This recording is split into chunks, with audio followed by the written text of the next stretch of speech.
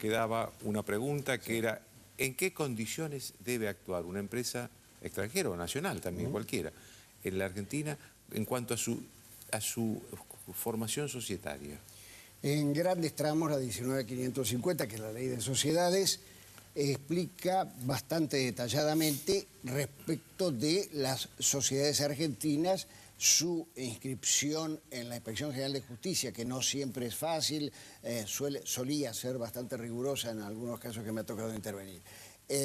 Pocos artículos en la parte final se refieren a esto de la empresa extranjera que, como diría sobre todo Alcorada Amón, acá la empresa extranjera es el Gran Bonete, porque creo que no sabemos realmente quién es. Pero exige la ley la necesidad de inscripción y de registración en nuestra Inspección General de Justicia, cumpliendo una cantidad importante de normas que tiene la propia Inspección General de Justicia, por sobre todo, y después de la adhesión, llamémosle, de Argentina a combatir el narcotráfico, etcétera, etcétera, para que no haya sospecha ninguna de lavado de dinero. Por eso, juntamente con estos incumplimientos, Joaquín, hay que poner el acento de que cuando se les descubre, cuando ellos descubren que está en infracción la empresa, la continuadora de Chicone, porque no ha quedado regularizado toda la demás deuda del Estado, entonces, en lugar de hacer una rectificativa como intenta hacer Chicone o sus continuadores, debió el Estado Nacional decretar la nulidad de este procedimiento, porque así lo establece la Ley de Procedimientos Administrativos. No le permite volver hacia atrás y decir, perdón, me equivoqué y entonces ahora meto, sobre todo porque hay dictámenes internos de la propia Inspección General de Justicia y sobre todo de la FIP. Hay un dictamen del año 2004 muy claro sobre el particular. La información que ustedes tienen sobre la fabricación de billetes. Hay una orden reciente de la presidenta del Banco Central para que se hagan billetes de 100 pesos. ¿Eso se empezó a hacer? ¿Se hizo alguna vez? ¿Qué es lo que saben?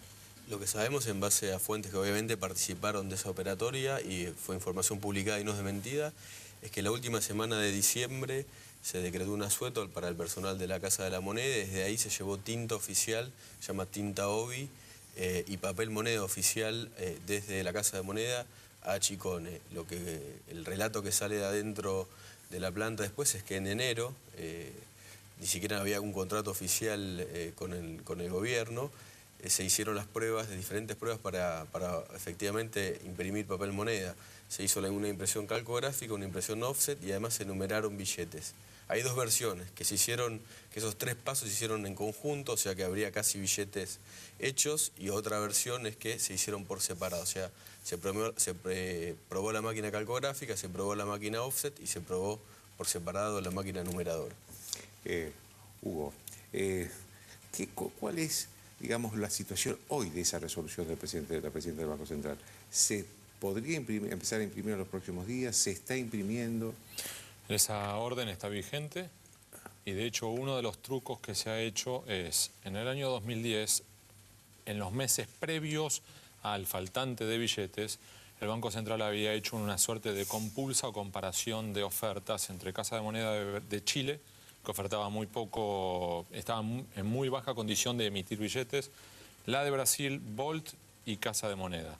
Hicieron ese análisis y terminaron, por distintos motivos, aunque el precio de Volt era más barato, prefirieron Brasil porque tenía más solidez jurídica, porque Volt estaba con la puja sobre la planta de Chicone, devolverla o no.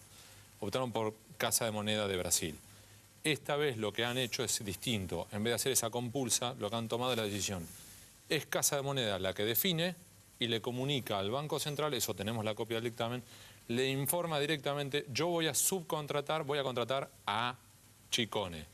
Yo me voy a encargar del control de la seguridad de esto y lo otro, pero yo me voy a encargar. Vos, Banco Central, solamente tenés que darme la luz verde.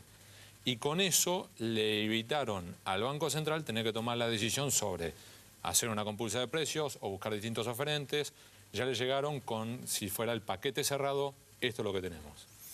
¿Hay antecedentes, Morsán, de una empresa que con estas características, sin que se sepa quiénes son todos los dueños, con estas irregularidades en los pagos al Estado, haya sido contratada por el Estado?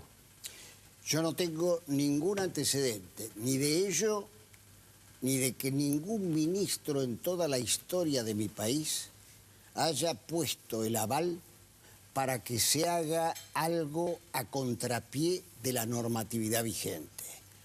Me queda la duda de si en este tema, cuando el presidente de la llamada continuadora de Sicone es un monotributista de 15.000 pesos al año, me queda la duda de si aquí no habría tenido ya que estar interviniendo Esbatella, en tanto hombre que se encarga de fiscal antilavado. Quiero decirlo con todas las letras porque en este tema hay varios rincones. Inspección General de Justicia, Banco Central, Ministerio de Justicia, la Unidad de Investigación Financiera, por lo menos. Y yo creo que en la singularidad de esta contratación, amerita, la singularidad en el peor sentido de la palabra, amerita sí llegar hasta sus últimas consecuencias y no hacer un show para el público, ¿no? Hablando del show para el público, ¿qué opinión tienen ustedes, ustedes que han trabajado profesionalmente, usted como abogado, de las personas más cuestionadas por Vudú? Esto es el juez Rafeca, el fiscal Rívolo y el Procurador General de la Nación, Esteban Rigui. En mi caso, yo quiero contar la siguiente anécdota, que creo que ustedes la saben.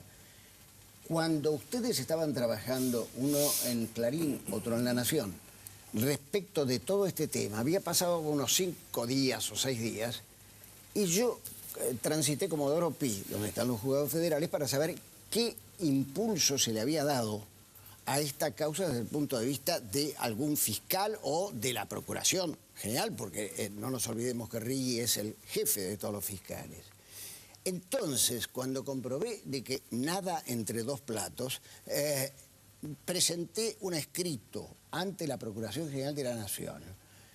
Por supuesto, yo soy de a pie y hay gente que anda de a caballo y entonces a mí no se me contestó. Pero pareciera ser que con ese escrito se inició... Sí, la mandó a sorteo y claro, pero entonces, ahora sería un poco injusto también Vudú respecto del Procurador General que goza de la gran amistad con Cristina.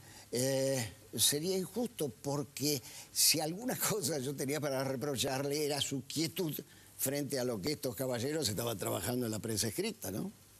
¿Ustedes, caballeros? Mi opinión sobre Rafeca y Rívolo, al menos en este caso, es contraria completamente a lo que dice Vudú. Me parece que actuaron con mucho sigilo y con reserva total o muchísima reserva. Me parece, y esto casi es información, que tienen muchísimas más pruebas de las que conocemos nosotros los periodistas y tal vez eso lo sepa Vudú y lo haya puesto tan nervioso, ¿no? Y en mi caso he tenido mis cortocircuitos con el procurador Esteban Rigui por aquella historia cuando Manuel Garrido, el actual diputado, renuncia a la Fiscalía de Investigaciones Administrativas y yo fui avanzando sobre cómo estaban tratando de reemplazarlo con un concurso que estaba muy discutido, con allegados a Rigui como miembro del jurado, así que yo tuve mis cortocircuitos con él, pero por una dinámica muy distinta a como ahora lo quieren pintar. O sea, era más vale como un hombre cercano al gobierno que estaba tratando de ayudar al gobierno. O sea, que lejos de la visión que ahora acaba de mostrar el vicepresidente. El vicepresidente se pone en este punto en cortocircuito con la presidencia de la República. Y por eso me parece que durante un rato largo escuchábamos aquello de que yo no pongo las manos en el fuego por nadie. Además, como anécdota que va a quedar en este pantano es... La ministra Garré un día dice una cosa y al otro día dice la otra. Es decir, le bajaron leña, porque auténticamente ella dice una cosa que era cierta, la actuación de Rafecas en el tema del Parque Iberoamericano, creo que es esto, ¿no? Y Garré dice que lo vio trabajar bien. Y entonces lo dice de inmediato. Evidentemente esto cae mal en las altas esferas, que no termino de entender. A pesar de lo que sesudamente dicen algunos hombres y algunas mujeres del periodismo, no termino de entender si lo del jueves fue por derecho propio, como diríamos los abogados, o fue en representación de tratar de acatar una orden que venía de arriba? Eso lo pueden saber ellos, más. Es muy difícil de saber lo que está pasando en la Quinta de Olivos. Hay mucho secretismo ahí. Es evidente que Boudou obviamente habló primero con el aval de la presidenta. Yo no sé si la presidenta sabía todo lo que iba a decir, como estaba diciendo el doctor Mensás, sobre todo la denuncia respecto de Rigui. Es un choque de intereses total en el kirchnerismo, lo estamos viendo por estos días. Creo que carta abierta, el grupo de Se ha pronunciado a favor de intelectuales, Rafecas y de Rigui. Exactamente. No conocía eso. Sí, la propia Sí, Garré hoy también habló a favor de Rafecas, así que la verdad... Es que ahí sumó enemigos, ¿no? Es que ahí hubo una situación muy peculiar. Ahí es donde nos conocimos con Nicolás, ahora el jueves pasado. Y a los dos, luego conversando con otros colegas, nos descolocó varios comentarios del vicepresidente en ese encuentro. Y quedaban como para, si era posible, hacer una pregunta, entre otras muchas. Y una de esas era la siguiente. El vicepresidente afirma que el presidente de la Bolsa se acerca a él en marzo de 2011 para ofrecerle, poner el número para una coima de parte de Volt. Boudou solamente intervino, hasta ahora se sabe, en una sola nota que firmó en noviembre de 2010. Y este acercamiento fue en marzo de 2011, 4 meses después. En ese momento, en marzo de 2011, lo único que había era una puja entre Volt y Chicone por la planta de Chicone que tenía alquilada Volt y la nueva Chicone reclamaba devolvémela. ¿Para qué entonces va a verlo Volt a Boudou, si le creemos en esa versión? ¿Para qué le va a ofrecer una coima? Las coimas se ofrecen por dos motivos. O para pedirle a un funcionario que haga algo, o para pedirle al funcionario que no haga algo y decirle correte. Si Boudou no tenía nada que ver con el caso Chicone, si Boudou ya había hecho todo lo que había hecho, o sea, había ocurrido 4 meses antes, ¿para qué van a ofrecerle una coima por Chicone desde Volt? ¿Y por qué hay 2 reuniones? Si hay una sola reunión y en esa reunión le cierra de un portazo la conversación, se terminó. ¿Para qué una segunda?